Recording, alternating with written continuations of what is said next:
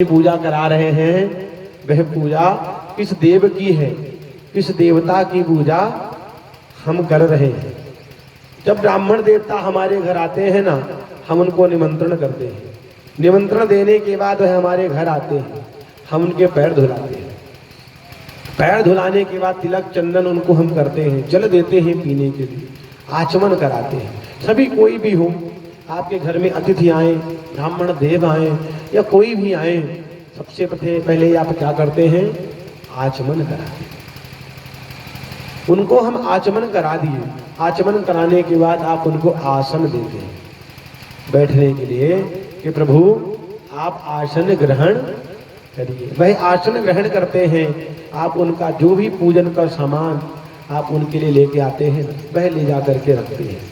तो पंडित जी ये सामान आपका है, ये सामग्री देख लीजिए, इस सामग्री में जो कमी घटे बता दीजिए। स्थापन वह सारी चीजें पंडित जी कर देते हैं। तैयारी होने के बाद यजमान श्री आते हैं, वही आसन लगाए। आसन लगा करके जब बैठते हैं ना, तो क्या कहते हैं कि पंडित जी पूजा अच्छी होनी चाहिए, पूजा अच्छी होनी चाहिए। हमारी जो ये पूजा है ना बहुत अच्छी होनी चाहिए। लेकिन अच्छी पूजा के लिए क्या होना चाहिए? अच्छे विचार, मन शुद्ध, क्रिया शुद्ध। लेकिन हमारे पास क्या है? हम पंडित जी को बता दिए, पंडित जी हमारी कथा जो आप कर रहे हैं ना बहुत अच्छी कथा हो, लेकिन हमारा मन कहाँ है? कथा में बैठे हैं और मन कहाँ है? हमारे घर में दूध चढ़ा होगा, गैस में गिर जाएगा, उसको देखते रहिएगा। देखो ना कोई आया होगा उनको पानी पिलाना, तो ध्यान हमारा कहाँ है? कोई आया होगा। और यहाँ पंडित जी को हम क्या बोल रहे हैं? महाराज जी हमारी कथा बहुत अच्छी होनी चाहिए। पंडित जी आने के बाद अपनी तैयारी करते हैं। सारी तैयारियां जब हो जाती हैं ना, तो क्या करते हैं?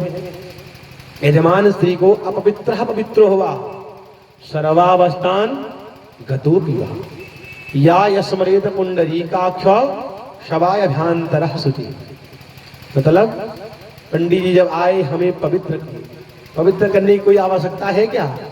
हम तो स्नान ध्यान करके बैठे हैं, बढ़िया जल से गंगा जल डाल करके नहा के बैठे हैं, तो वहाँ क्या हमें स्नान करने की जरूरत है? नहीं है। फिर भी पंडित जी हमें स्नान कराते हैं, पवित्र करते हैं। अपवित्र पवित्र हुआ सर्वावस्थांगतो विवा या स्मरेत पुंडरीकाक्ष शवाय अभ्यांतरः शुचि। हमारी शरीर अपवित्र है, इसको पवित्र करे। अपवित्र पवित्र होगा। सर्वा सर्वांगे, जो हमारे शरीर के जितने भी अंग हैं, एक एक अंग को पवित्र करें। पवित्र करने के बाद वे क्या करते हैं? 3 बार आपको जल पिलाते हैं। तो क्या बोलते हैं? ओम केशवाय नमः। बोलते हैं ना, ओम केशवाय नमः, ओम नारायणाय नमः, ओम माधवाय नमः। फिर आपको बोलते हैं कि आप हाथ धुल लीजिए। आप हाथ धुलते हैं। इसका मतलब क्या हुआ कि हम पवित्र तो हो गए, आप पवित्र तो हो गए, लेकिन पूजा करने योग्य अभी नहीं है। क्यों? क्योंकि जब हम पवित्र तो कर दिए, पंडित जी ने हमें पवित्र तो करा दिए, लेकिन जो हमारी बाह्य शुद्धि है ना, आत्मा जो है, जो हमारे शरीर के अंदर सुप्त रूप एक आत्मा है, आत्मा हमारी पवित्र नहीं हुई। क्योंकि हमारे मन में कितने विचार हैं, कितने विकार हैं, हम कितने प्रकार के डेली पाप करते हैं, कितने प्रकार के पाप हम करते हैं, जानता जो हम जान करके भी पाप करते हैं, नहीं भी जान करके भी पाप हम करते हैं। तो जब पंडित जी ने हमें जल पिलाए, तो जल पिलाने के बाद क्या बोलते हैं? जब मंत्र बोले तो हमारी आत्मा शुद्ध होती है। और जब हमारी आत्मा शुद्ध होती है ना, तब हम वहां पे पूजा करने योग्य बनते हैं।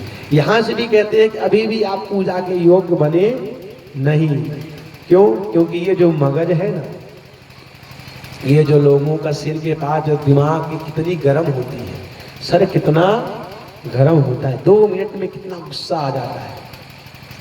कोई भी बातें चलती हो, कहीं भी आपके घर में, परिवार में थोड़ी छोटी छोटी भी बातें चलती हो ना, 2 मिनट में गुस्सा आ जाता है, ये लगता है कि अब इसको कल्याण ही इसका कर दें। तो मन हमारा जो है ना बहुत गर्म, ये एकाग्र नहीं होता, ये जो हमारा सर है ये बहुत गर्म हो जाता है। इसके लिए वो क्या करते हैं, तिलक अर्चा करते हैं ना, तो केंद्र बिंदु में हमेशा तिलक लगाते हैं।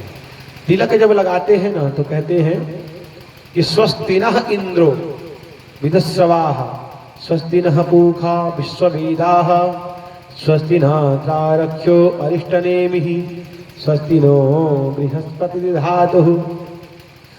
चंदनस्य महत्पुण्यं पवित्रं पापनाशनम्, आपदं हरते नित्यं लक्ष्मी तिष्ठति सर्वदा।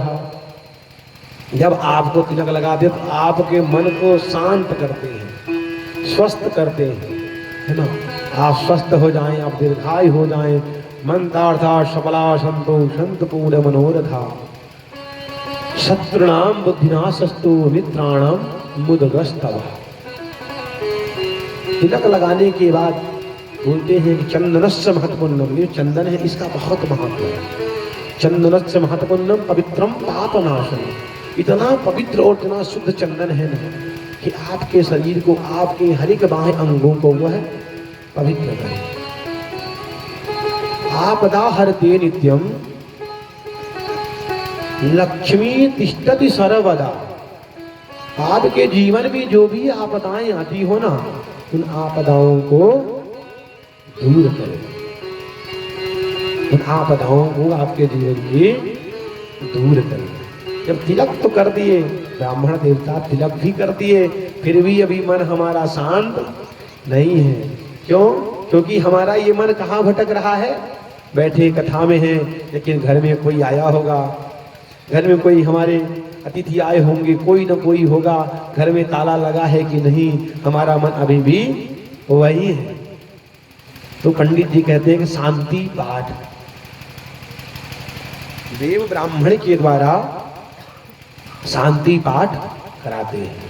शांति पाठ का मतलब क्या हुआ कि जो ये हमारा मन है, मन एवं मनुष्यानाम बंधनम मोक्ष कारण। अपना सबसे बड़ा बंधन का कारण क्या है, तो हमारा ये मन है।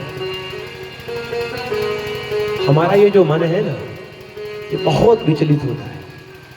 मन एकाग्र कभी रहता नहीं है, मन हमेशा भटकता रहता है। बैठे हम यहाँ हैं, सोच रहे हैं संसार के विषयों को, तो ये क्या है, मन ही है। बैठे हम यहाँ हैं और ये हमें कहाँ पहुँचा देता है, सभी जगह की यात्रा। आप यहाँ बैठे बैठे अगर मन में सोच लें कि हम रामेश्वरम जाके आते हैं,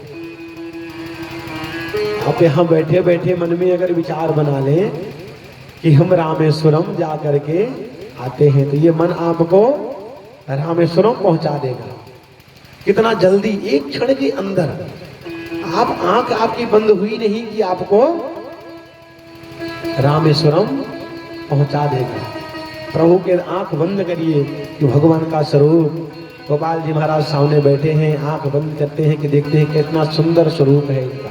तो हम जैसे ही आंख बंद करेंगे कि मन के द्वारा, मन की इंद्रियों के द्वारा ये हमें याद हो जाता है। मन के इंद्रियों के द्वारा हमें ज्ञात हो जाता है कि ये चीजें, ये क्रिया है, ऐसे भगवान का स्वरूप है, ऐसे भगवान के छोटे छोटे हाथ हैं, ऐसे कोमल कोमल भगवान के पैर हैं, ऐसा भगवान का उदर है। जब हम मन के द्वारा इनको देख सकते हैं, ऐसे ही मन को शांत करने के लिए ब्राह्मण द्वारा शांति पाठ होता है। कहते हैं कि भद्रं कर्णेभिः शृणुयाम देवा, भद्रं पक्षे माक्षभिर्यजत्राः, स्थिरैरङ्गैस्तुष्टुवागो सस्तनो विवसेमहि। जो हमारा जब मन शांत होगा ना, तब आपका इस पूजा में मन लगेगा। जब आपका ये मन शांत होगा ना, तब जाकर के इस कथा में मन लगेगा। पंडित जी कितनी भी अच्छी कथा करके चले जाएं, अगर हमारा मन ही शांत ना हो, हमारा एकाग्र ही ना हो तो फिर यही होगा ना कि पंडित जी जो है गोदा ही मार के गए। इसीलिए हमारी मन को एकाग्र करके, हमारे मन को किसी भी 2 घंटे 3 घंटे 5 घंटे जितने भी हो, हमें मन के द्वारा, मन की इंद्रियों के द्वारा भस्मी करके और कथा को श्रवण करना चाहिए। जब हम कथा को श्रवण करते हैं, मन एकाग्र हो जाता है तो अपने आप मन हमारा प्रभु के चित्त में लग जाता है। आपका मन तो शांत हो गया, लेकिन फिर भी हमारा मन और जल रहा है कि ये ऐसा क्यों है, पंडित जी यहाँ पे ऐसा क्यों कर दिए। उसके बाद ब्राह्मण देवता क्या करते हैं, आपके हाथ में अक्षत पुष्प देते हैं। अक्षत का मतलब क्या होता है, जो आप चावल, अपने इधर चावल बोलते हैं, चावल आप रखते हैं ना, उसका नाम क्या है, अक्षत, जिसकी कोई क्षति ना हो। भगवान को कैसा चावल अर्पित करना चाहिए, बिल्कुल खड़ा, जो कभी टूटा ना हो। तो बताते हैं कि ये चावल कहाँ मिलेगा, तो कश्मीर जाइए। कहाँ, कश्मीर में, कश्मीर डूंगर पर्वत है, उस पर्वत के पास जाइए, वहाँ धान की खेती करिए। फिर उस धान की जो खेती से जो धान निकले, वो धान को घर पे लाइए और एक एक धान्य को निकालिए और एक एक खड़ा चावल प्रभु को अर्पित करिए। वह अक्षत प्रभु की पूजा में मान्य होता है। क्या ये संभव है? नहीं है। अभी संभव क्या है कि जो हमारे पास पंडित जी है उसको अर्पित करें भगवान को। फिर भी भगवान कहते हैं कि अगर आप वहां तक नहीं जा सकते तो भगवान को आप अपने घर पे जो चावल अपने बनाने के लिए लाते हैं, उनमें से भी एक एक चावल निकालिए। एक एक कण का जो चावल, एक एक खींच, बिल्कुल खड़ा चावल जो है ना, उसको निकालिए और प्रभु को अर्पित करिए। क्योंकि अक्षिताष्टा सुरा श्रेष्ठा कुंकुमोक्ता सुतोम मया निवेदिता भक्ता गृहाणम परमेश्वर। भगवान को अक्षत अति प्रिय है। आपके पास कुछ भी नहीं है ना, पत्र पुष्प फल धन धान्य नहीं है ना, तो हाथ में खाली अक्षत ले लीजिए और प्रभु को बता दीजिए कि भावेन अक्षतानिम समर्पयामि। तो भगवान उस अक्षत से भी हमारी पूजा को स्वीकार करते हैं। तो प्रभु को अक्षत बिल्कुल कैसा, खड़ा हमेशा चढ़ाना चाहिए। अक्षत दे करके गणेश भगवान का ध्यान करवाते हैं कि प्रभु गणेश भगवान का हम ध्यान करते हैं। जब ध्यान में क्या करते हैं, जब आंख बंद करेंगे ना, तो आंख बंद करते ही आपको दुनिया की सारी चीजें दिखाई देने लगेंगी। जितनी भी माया है आजू बाजू की, सब आपके पास आ जाएंगे। तो ध्यान क्यों कराते हैं? क्योंकि ध्यान किसका करना है? जो पंडित जी बताते हैं कि जो आपके सामने आपके देव बैठे हो, आपके सामने जो आपके इष्ट देव बैठे हो, उनका ध्यान करना चाहिए। आप उनका ध्यान जब करते हैं ना, जब वो आपके मन में आ जाते हैं एकाग्र, तो ध्यान कैसे लगेगा? जब आप आंख बंद करेंगे तो पहले आपको प्रभु नहीं दिखेंगे, पहले आपको सारी माया आपकी आजू बाजू की दिखने लगेगी। तो हमें माया को देखना नहीं है, हमें किसको देखना है? माया के पति को। जो माया के पति हैं, हमें उनका ध्यान करना है, क्योंकि ये माया है। ये संसार सागर में हम आप सभी लोग हैं ना, ये एक माया है और ये माया हर एक इंसान को पकड़ के रखी है। ये माया सबको पकड़ के रखी है और सबको बुलाती है, सबको ये अपने पास खींचती है। जब हम गणेश भगवान का ध्यान करने लगते हैं ना, तो प्रभु हमारे चित्त में आकर के विराजमान हो जाते हैं। इस पूजा का जो विधान है ना, जो पंडित जी बताते हैं, तो गुरुवे नमः, गुरु का ध्यान कराएंगे, लक्ष्मी जी का ध्यान कराएंगे, इंद्र भगवान का ध्यान कराएंगे, सभी देवी देवताओं का ध्यान कराने के बाद कहते हैं कि अब भगवान गणेश के 12 नामों का ध्यान करिए। जब भगवान के 12 नामों का ध्यान जब करते हैं ना, भगवान गणेश क्या करते हैं कि हमारी जो आपदाएं होती है ना, उन आपदाओं को हरते हैं, हमारे जो कष्ट विघ्न हैं। क्योंकि भगवान गणेश को क्या कहते हैं कि विघ्नेश्वराय वरदाय सुरप्रियाय लंबोदराय सकलाय जगद्धिताय